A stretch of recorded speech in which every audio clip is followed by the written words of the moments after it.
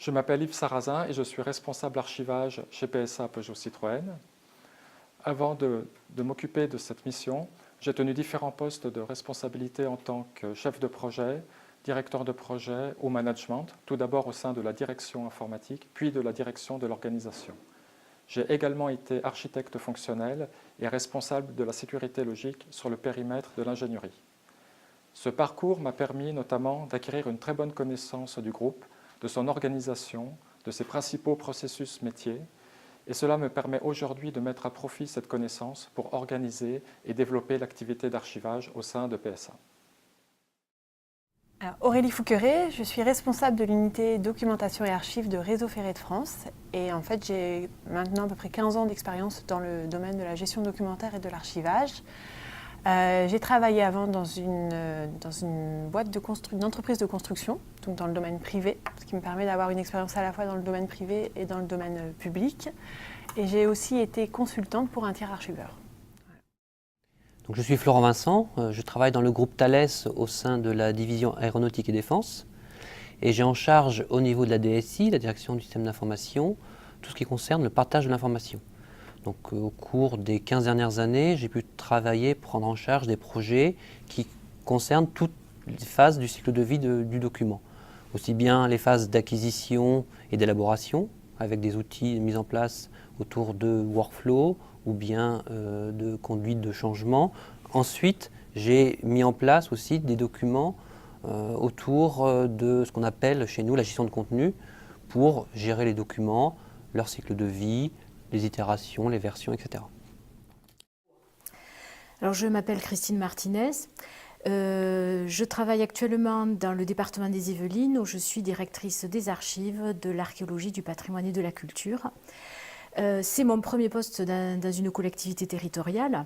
Et quand j'ai été recrutée, donc lors de mon entretien de recrutement, j'ai mis la gestion de l'archivage dans mes priorités d'action et dans mon programme, parce que j'ai démarré ma carrière dans une administration publique de l'État, au ministère des Affaires étrangères, où j'ai eu l'occasion d'être confrontée aux pratiques de gestion de l'archivage de bien des points de vue, notamment de celui de la gestion des risques.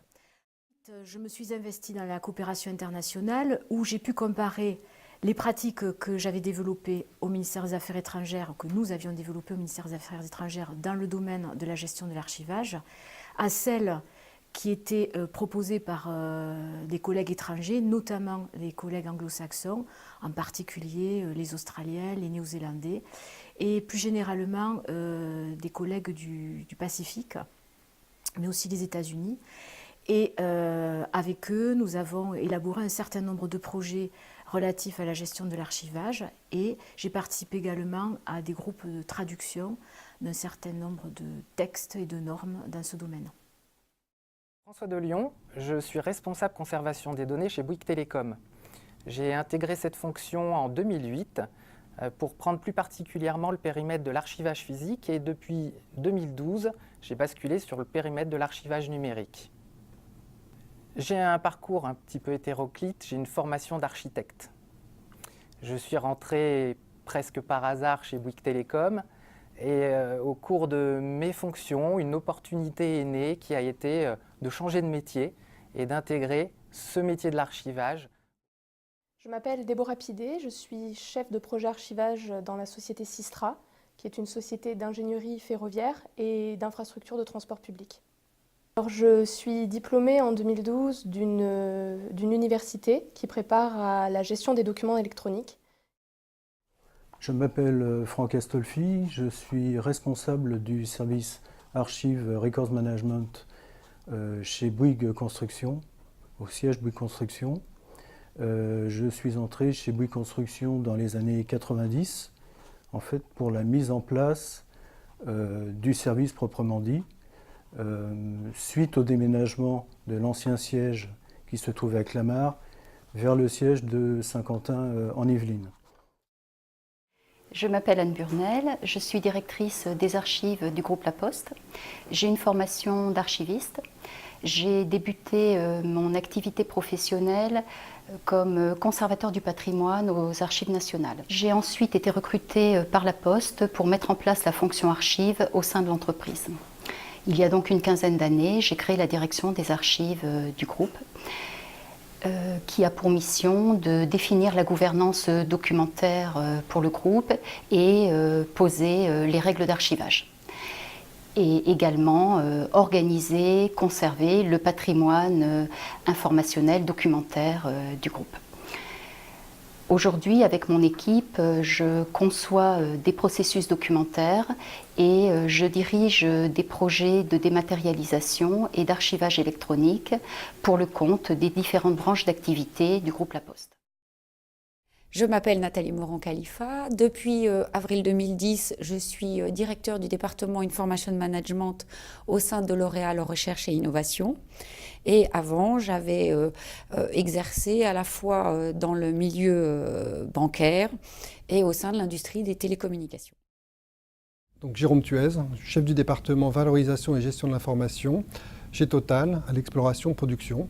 Donc j'ai une carrière variée dans la gestion documentaire, en différentes sociétés, à la MGEN, chez Goldman Sachs, dans une de ses filiales qui s'appelait Arcon, et donc maintenant depuis une dizaine d'années au sein de Total, où j'ai exercé dans différentes branches d'activité, mais toujours dans le cœur du métier de la gestion de l'information et de la gestion documentaire. Je m'appelle Nathalie Grimaud, je suis responsable des opérations au sein de la direction du patrimoine chez Louis Vuitton. Ingénieure de formation, j'ai travaillé pendant 20 ans dans des maisons de luxe ou de mode sur des postes essentiellement axés sur les collections et les matières premières. Achat, développement, supply chain, autant de fonctions de fait très éloignées du monde de l'archivage. Dans mes fonctions actuelles, je me trouve en charge d'un projet de conservation et de valorisation des archives de travail du siège. Alors me direz-vous, quelle légitimité dans ce projet en n'ayant aucune formation archivistique ? Je dirais que l'un de mes atouts est certainement une assez bonne connaissance de l'entreprise et de ses rouages, mais aussi et surtout un souci permanent de formaliser des process extrêmement simples et peu chronophages au service des hommes et des organisations. En un mot, je pense que le pragmatisme et le sens du service sont vraiment des gages de réussite dans un tel projet.